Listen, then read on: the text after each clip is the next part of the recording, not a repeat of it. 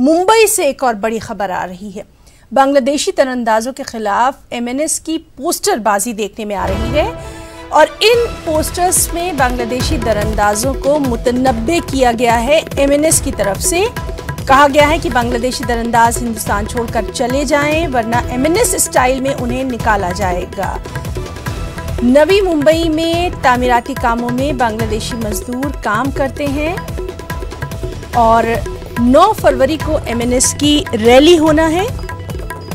बांग्लादेशी और पाकिस्तानी तीरंदाजों के खिलाफ ये रैली मुनक्किद की जाएगी। तो एमएनएस की तरफ से मुंबई से बड़ी खबर है, जहां बांग्लादेशी तीरंदाजों के खिलाफ एमएनएस की पोस्टरबाजी सामने आई है। इसमें बांग्लादेशी तीरंदाजों को मुतनब्बे किया गया है कि वो हिंदुस्तान छोड़कर चले जाएं वरना उन्हें एमएनएस स्टाइल में निकाला जाएगा। अहम बात यह कि नवी मुंबई में तामीराती कामों में कई बांग्लादेशी मजदूर काम करते हैं और उन्हीं को ये धमकी दी गई है। 9 फरवरी को एमएनएस की रैली होना है।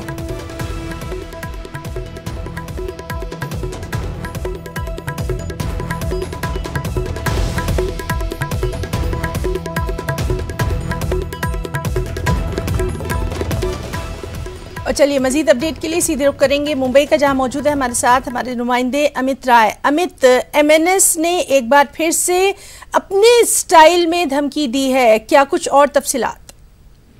देखिए, महाराष्ट्र नवनिर्माण सेना ने जो अपनी राजनीतिक जमीन खो दी है उसे पाने में लगातार जुटी पड़ी है। हमने देखा था कुछ ही दिन पहले कि उन्होंने पार्टी के 14 साल पूरे होने पे एक अधिवेशन रखा था। उसमें उन्होंने अपने झंडे का रंग जो है भगवा कर दिया और साफ तौर पर उन्होंने कहा कि जिस तरह से बांग्लादेशियों और पाकिस्तानी घुसपैठियों को भगाने में केंद्र सरकार काम कर रही है उसका हम समर्थन दे रहे हैं। और इसके उपलक्ष्य में 9 तारीख को जो है आजाद मैदान तक एक रैली निकाली जाएगी। तो अब घुसपैठियों के मुद्दे को पूरी तरीके से राज ठाकरे भुनाने में लगे हुए हैं और उन्हीं की जो पनवेल की इकाई है मनसे की, उन्होंने जो है जगह जगह जो है पोस्टर जो है लगाना शुरू कर दिया है। उन्होंने साफ तौर पे जो है बांग्लादेशी घुसपैठियों को चेतावनी दी और कहा है कि देश छोड़कर चले जाए अन्यथा उन्हें मनसे स्टाइल में जो है देश से बाहर निकाला जाएगा। उनका तर्क ये है कि नवी मुंबई में कई जगहों पर कंस्ट्रक्शन का काम चलता है और इन जगहों पर अवैध तरीके से बांग्लादेशी बतौर मजदूर काम करते हैं और पिछले दिनों हमने देखा था कि एटीएस ने इसी इलाके में जो है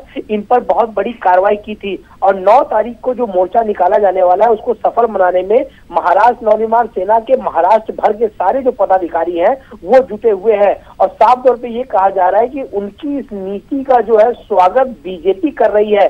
तो कहीं न कहीं राज ठाकरे जो है बीजेपी का दामन पकड़कर जो है राजनीति में आगे बढ़ना चाहते हैं, क्योंकि उन्होंने साफ तौर पे देख लिया था कि लोकसभा या विधानसभा चुनाव में हमने देखा था कि ये वही राज ठाकरे हैं जिन्होंने बीजेपी की पोल खोलने की बात की थी।